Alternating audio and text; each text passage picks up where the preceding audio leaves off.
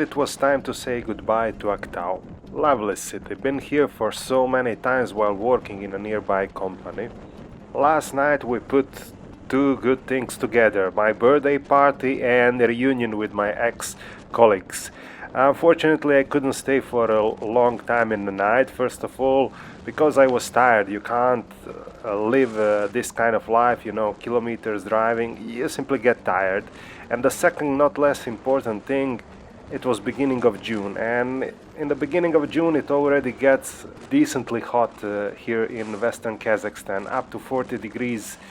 So it's not that easy to drive when you are, cooking below your helmet. Terrain here is mostly combination of Kazakh steppe and desert.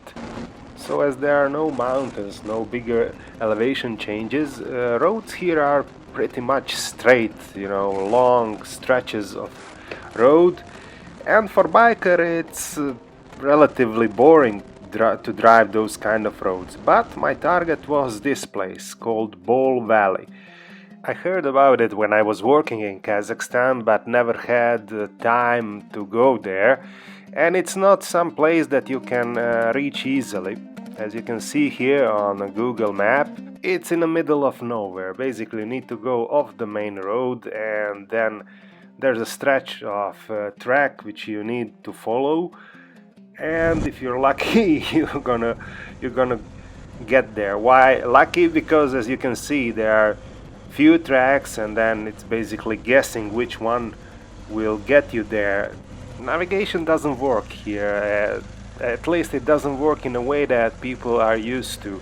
You can't follow instruction from your Garmin device. Good help was, for me at least, from Open Maps website, where I downloaded some maps which included some tracks. This one was partially included, and for other part, I used basically dots which I placed there with specific coordinates, and they were giving me at least the sense of where I am. Garmin was only showing green, and then there was a dot, and then I was guessing maybe this road is, going over there or not. So it was interesting. Yeah, a real adventure.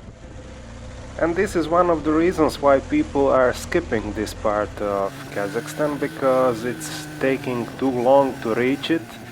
Basically, you need all day dedicated only to reach this valley and enjoy it in a proper way. There are excursions from city Aktau, which will cost you approximately 50 euros or more to get there. But when you have your own transport, and when it's a bike, then it would be foolish not to do that by yourself, especially if you like off-road driving, because it's a unique experience. If you're alone, you will be, especially bonding with the nature on a personal level and enjoying every moment. If you want to stay more, you will be able to stay more. If you want to camp, you will do that. And the place is unbelievably nice. So it's asking you to be there for more and more time, and I was very sorry that I couldn't. And here it is, Bol Valley. Strange but very nice geological phenomenon, like a scattered dinosaur eggs in Jurassic Park. Unbelievable. Wow, nice. While scientists are still struggling to understand was it erosion or something else that created these bowls, Kazakh legend is saying that there was a warrior who tried to protect its land, and he was throwing these rocks which appeared here in this valley. Looks like a dinosaur resting place. I obviously support rather this theory with dinosaurs and eggs.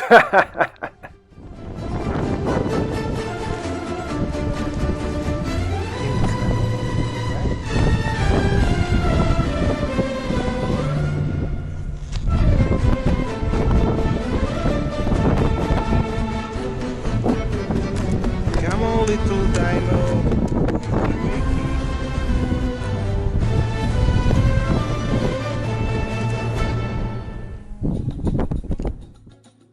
There's a huge amount of these balls scattered around, especially when you look at the satellite image you can see it better. Those ones here are only the ones near the track, and many more are scattered behind the hill all around, and for those to reach you need to walk further. And believe me, in the middle of a day, beginning of June, you don't want to walk. You don't want to even drive, but what to do? It was 40 degrees of Celsius, so not the best timing to do sightseeing around.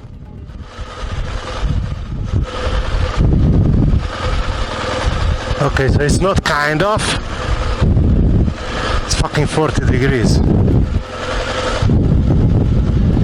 And you might ask yourself, why would you do such a stupid thing on a 40 degrees? If it makes me happy to be medium rare or even rare cooked 40 degrees, why not?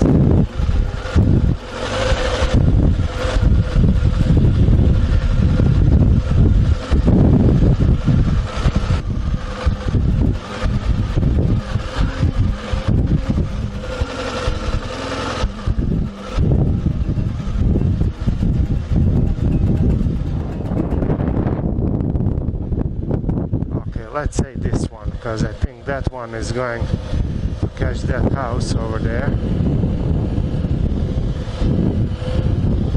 Yeah.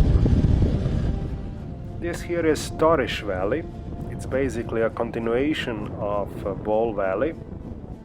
Altogether, from the main road up to the place where I will be hopefully grabbing asphalt again, there is around 45 kilometers.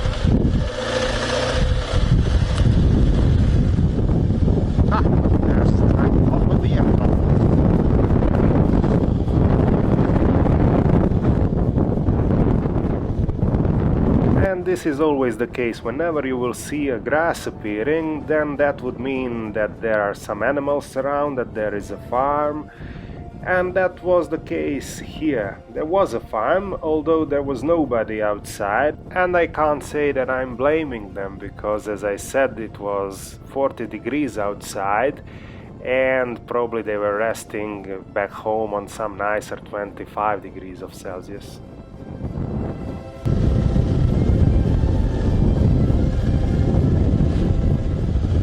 Although scenery was nice, it's not like I started to be boring, but I wanted to see something new, and then it happened. Camels appeared on horizon. Hopefully they will not be afraid.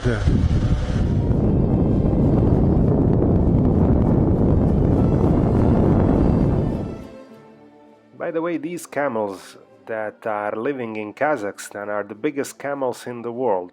They can grow up to 2.3 meters in height. And those are all domestic camels. You can see designations on their shoulder and on their neck. They are usually kept because of the milk that they produce.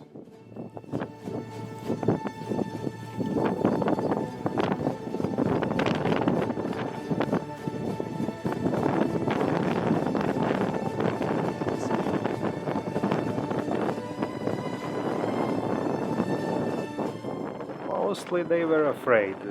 When you would appear near them, then they would move aside. This one felt in love.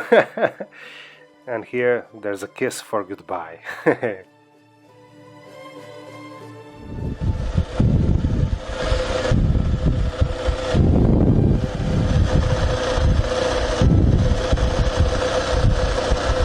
Oh, nice haircut.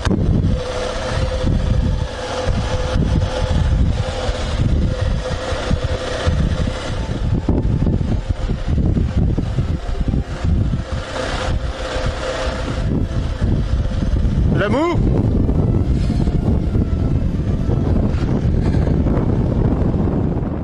And when you see animals, then you feel that you are closer to civilization. So I felt that shouldn't be too long until I find a proper road again. Or not. Let's try. Let's try this option and see where it will go.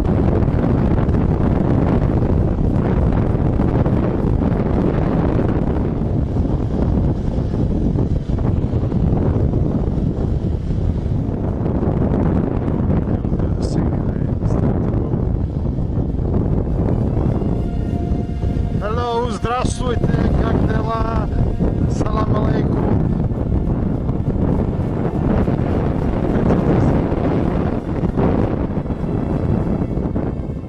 The thing is that the last part of Torish Valley, I couldn't tell if there was a track or not, because when I was preparing for this voyage, when you would look on Google Maps or on Google Earth as you wish, then you would see this area covered with swamp or something, because probably satellite images were taken during the rainy season or something. And then there I was, you know, you simply have to take chances. There was a village nearby, so I was calculating it couldn't be the case that there's nothing. And plus, I know that this area always, you know, you will find your way through one way or another, especially if it's within the dry period, because it's a simple plain. You can drive even if there is a track or if there is not.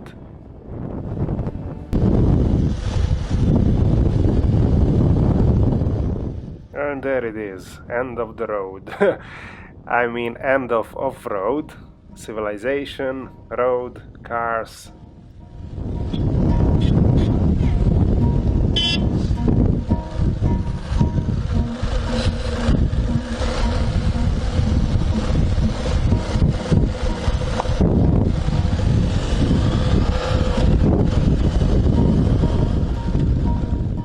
This here is village Shetpe, but I was not stopping there.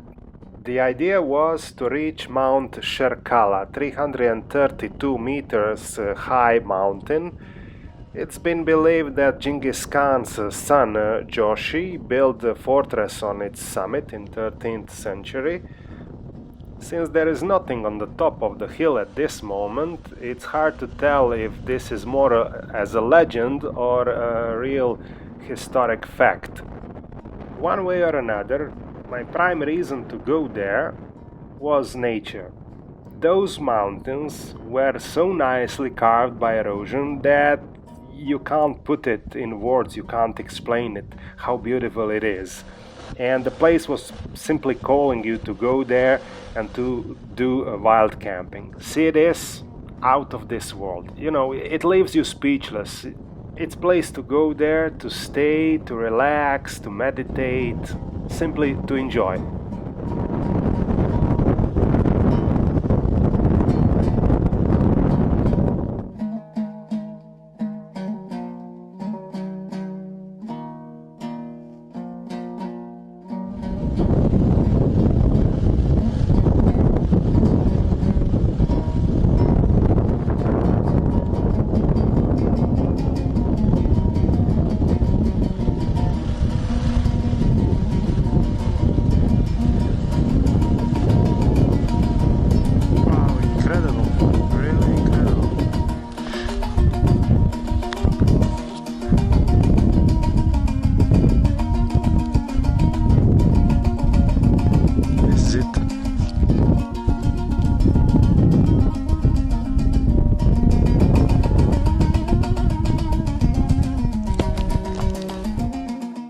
It was time to enjoy, relax, eat,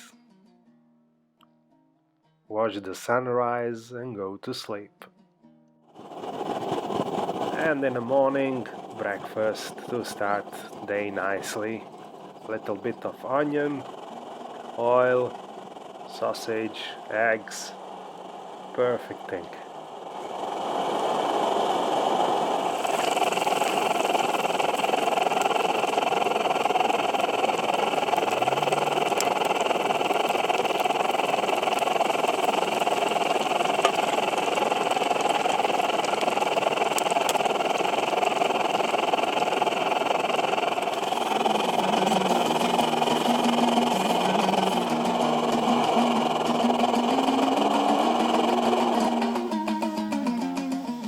And it was time to pack my things and leave the place. Unfortunately, because it was really a nice place to be at least few more days.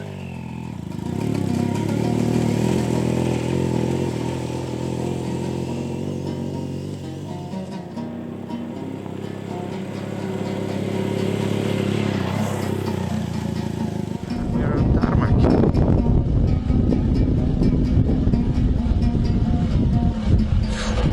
Video.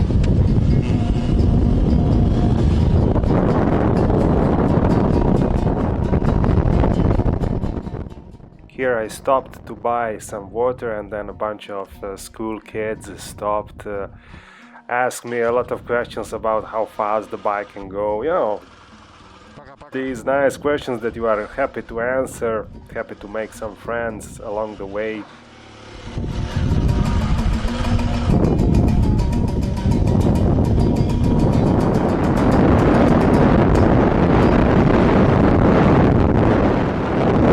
I was heading to Uzbekistan. Again, it was a long stretch of asphalt road. You might say it's boring, and it was a little bit. But at the end, sand appeared. And later on I found out that the guy that I met on a ferry from Azerbaijan to Kazakhstan broke himself here. You simply can't notice certain things, and he was thinking that it's not deep that much, so he just went on and broke a little bit of bike, broke himself. Nothing serious, but of course if you can avoid such things you will be avoiding them. Fortunately for me, nothing happened. I managed to get out alive. This is already in front of border with Uzbekistan. Funny thing is that all domestic people, I mean Kazakh people and Uzbek people, they need to wait, and if you are a tourist then you can go along, especially if you are a bike rider. Then everybody is, you know, telling you go on, no problem. So instead of waiting for hours, which would be the case if I would play by the rules, this went smoothly. I mean, it was just hello, passport here, passport there, and you're free to go. There's an interesting thing about Uzbekistan. People in Uzbekistan usually drive on natural gas, so you won't find so many petrol stations that will serve you with gasoline, and that's kind of a problem. But since I have had an extra tank, I fueled myself in Kazakhstan and then managed to reach the first fuel station in Uzbekistan without a problem.